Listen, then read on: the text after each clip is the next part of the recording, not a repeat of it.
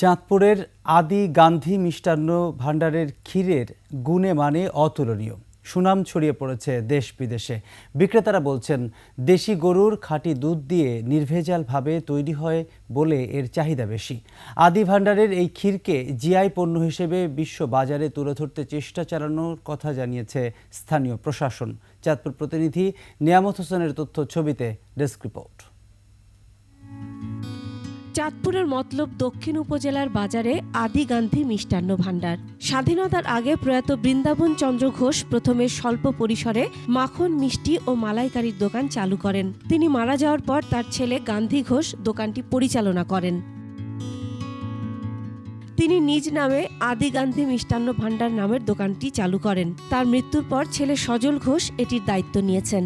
12 জন কর্মচারী ও কারিগর নিয়ে অত্যন্ত সুনামের সাথে ব্যবসা পরিচালনা করছেন তিনি। 40 থেকে 50 কেজি আমার এখানে খুচরা বিক্রি হয় এবং ঢাকাতে আমার অনলাইন আছে 2টা, ওখানে 50-60 কেজি যায় পার ডে।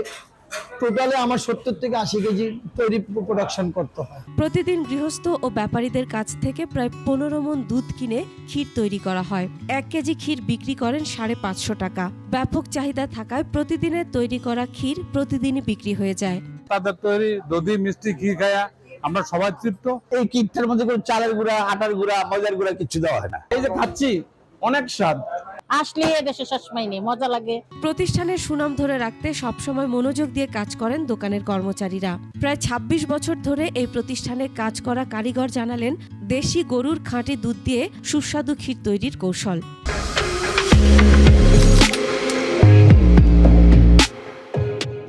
আগে ডালি গরম করি, গরম করার পরে এটা নামানোর সময় ছাকার পরে এটা আবার ছাইকা করার মধ্যে আবার লোয়ার পরে আপনার মনে করেন এটা ক্ষীর আস্তে আস্তে আমরা মনে করেন লাড়তে থাকার পরে মনে করেন এটা ঘন হয়ে আসলে আমরা চুলা ফট করে নিভিয়ে দিই। এ ধরনের স্বনামধন্য প্রতিষ্ঠানগুলো যাতে নির্বিঘ্নে ব্যবসা পরিচালনা করতে পারে, সেজন্য প্রশাসনের সহায়তা চেয়েছেন মালিক সমিতি। আমাদের দৃষ্টি রাখে যাতে আমরা ব্যবসা পরিচালনা করে এবং মান বজায় রেখে যাতে বিশ্বের কাছে তুলে ধরতে পারি। এদিকে চাঁদপুর মতলবের বিখ্যাত ক্ষীরকেই জিআই পণ্য হিসেবে বিশ্ববাজারে তুলে ধরার কথা জানিয়েছেন স্থানীয় প্রশাসন। ক্ষীরের একটা নির্দেশনা আসছে, মতলবের ক্ষীরকে জিআই পণ্য হিসেবে আমরা যেন বিশ্বের দরবারিটা তুলে ধরতে পারি, সেই লক্ষ্যে আমরা ভবিষ্যতে কাজ করব। মতলবের বিখ্যাত ক্ষীর বিদেশে রপ্তানি করে বৈদেশিক মুদ্রা অর্জন সম্ভব বলে মনে করেন চাঁদপুরবাসী। Masum আলিসা, desk report, 21 television.